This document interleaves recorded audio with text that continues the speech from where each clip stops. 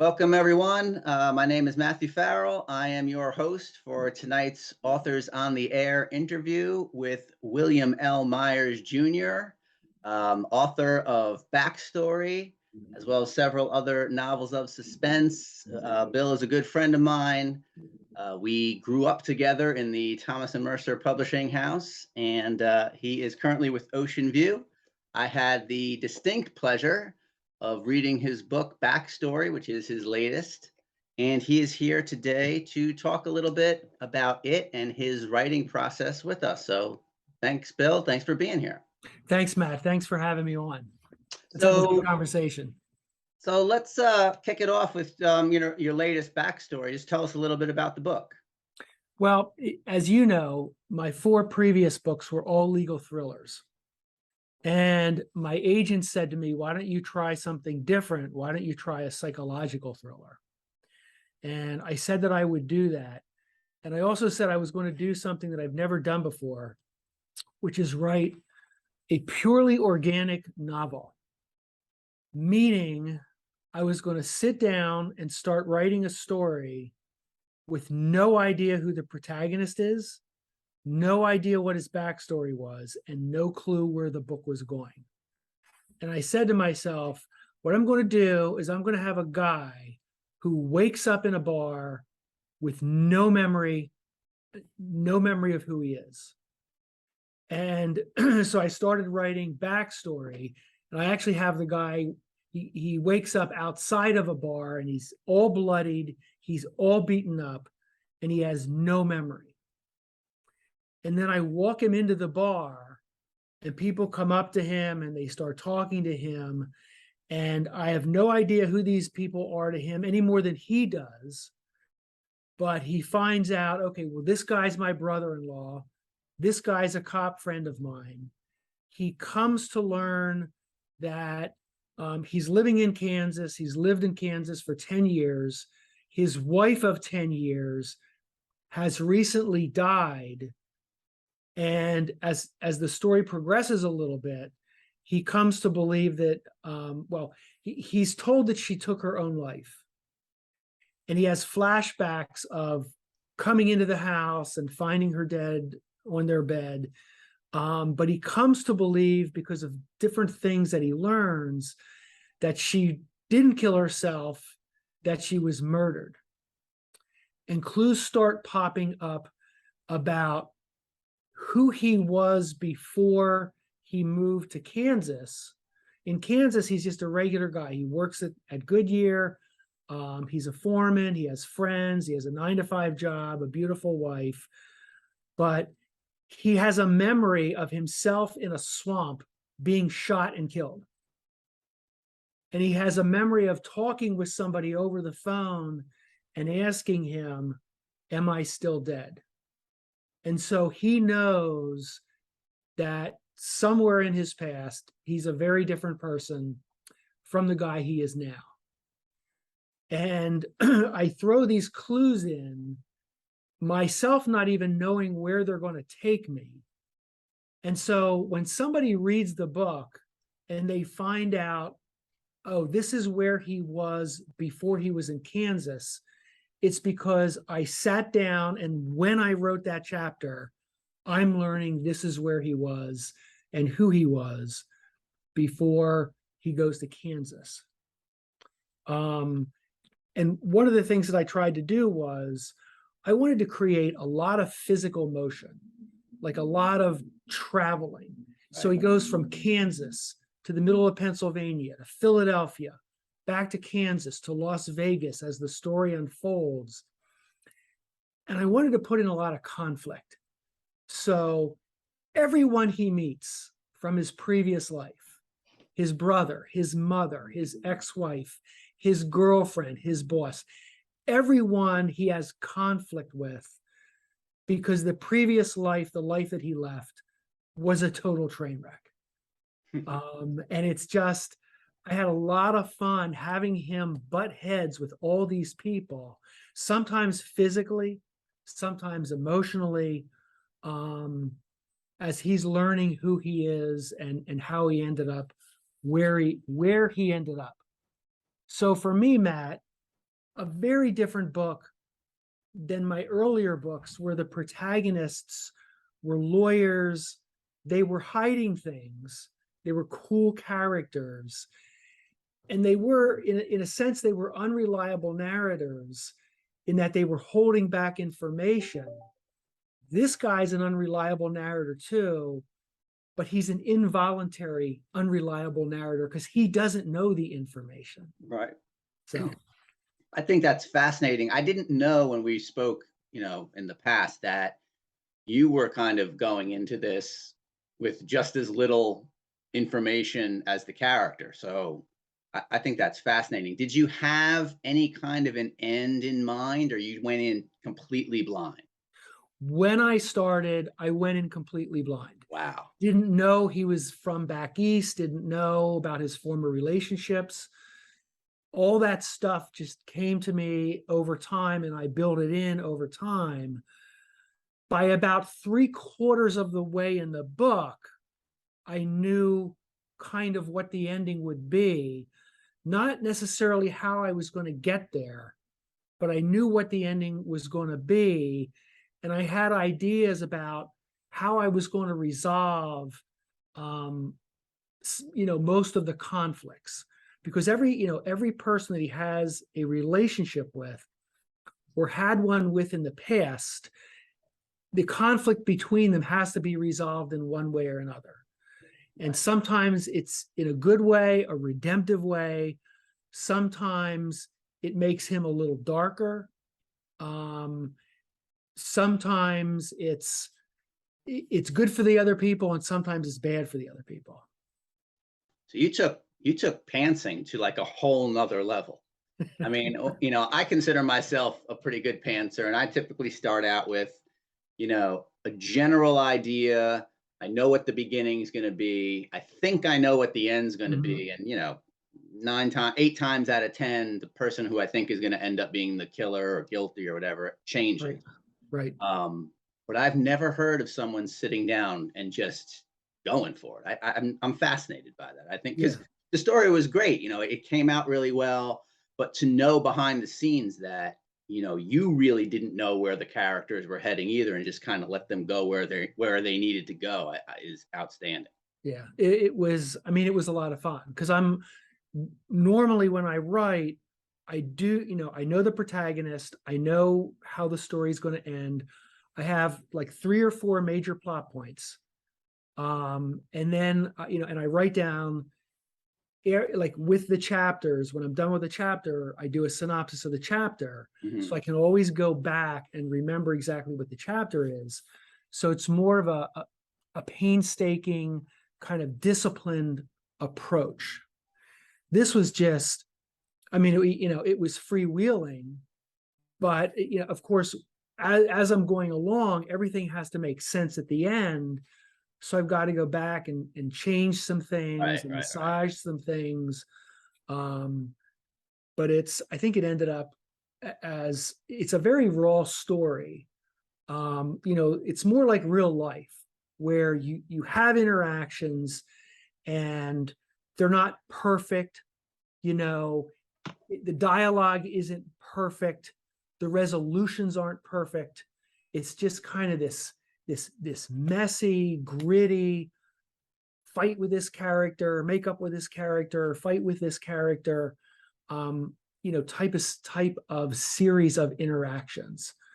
And I think it's more true to real life. Yeah. I got a sense of that, reading it. It felt like you were, in a authentic situation. So kudos to you for pulling that off as well. Yeah. You've built yourself a pretty nice fan base with the legal thrillers.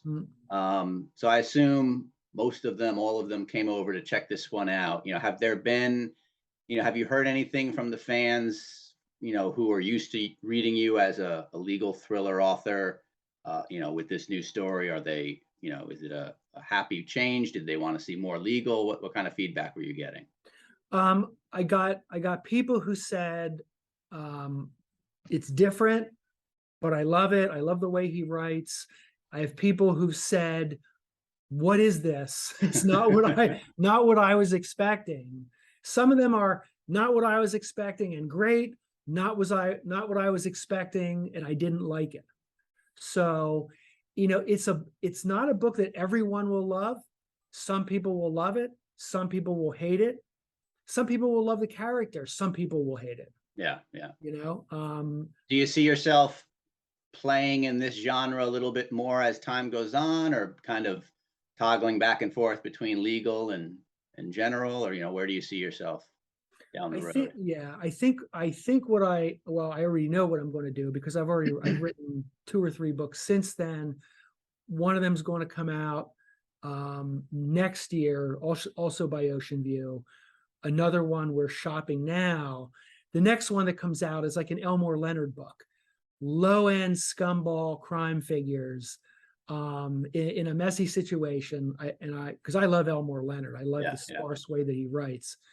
But the other one that we're working on now is, it's a big story. It involves a lawyer. It involves the opioid crisis. And it's in the legal context, in the sense that he's a practicing lawyer, he's trying cases, and he's trying to redeem himself as a lawyer, because he fell to the opioid, he became an addict, lost literally everything. That one's more along the lines, though, of the earlier books, in that I went at that with a great deal of discipline. It's a longer book. Everything is, hopefully perfectly fits together. And in the end, it's a redemption tale, but you don't really know until the end. Is he going to redeem himself, or isn't he?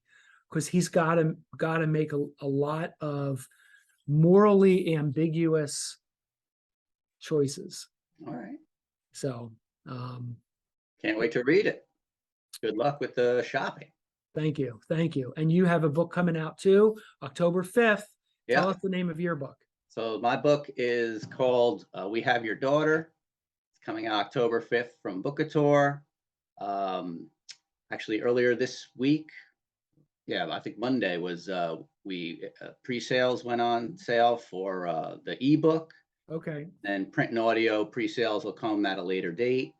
But this is a standalone. So the first 4 books that I wrote, I call it a series. The first 2 were kind of loosely tied together. The third and the fourth were definitely part of a series.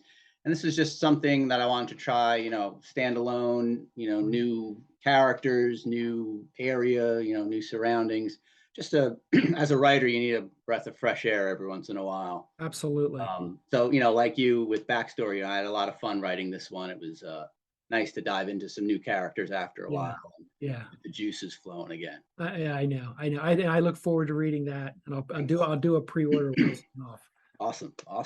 So not just with backstory, but in general, when you're writing, what do you hope that the readers get out of your books? Is it pure entertainment? Is there a tale there? Is there, something else that, you're hoping that they get when they pick up a William L. Myers Jr. book? It depends on the books. The legal thrillers were mostly entertainment, but I wanted them to get out of it that in the legal world, which is where the first 4 books are, there is a lot of moral and ethical ambiguity.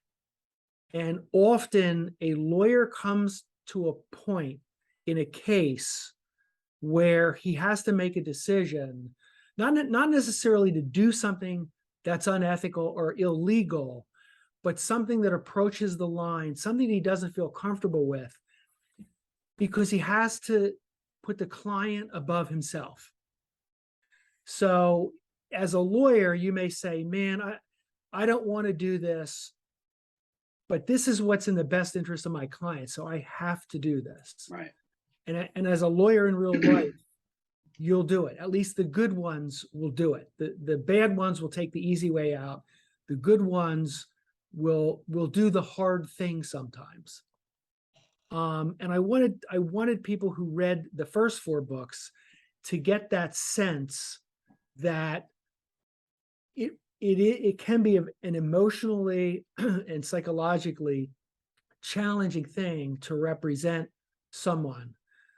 In backstory, I wanted people to just kind of feel what it would feel like to all of a sudden not know who you are. You know, because we go through our lives and we have all of our memories and we're pretty sure we know who we are. But I think you really don't know who you are, like on a deep character level, until you're put under a tremendous amount of stress. Right. Because that's when, you know, when the chips are really down, that's when you really see who you are. This guy, I put him under tremendous pressure.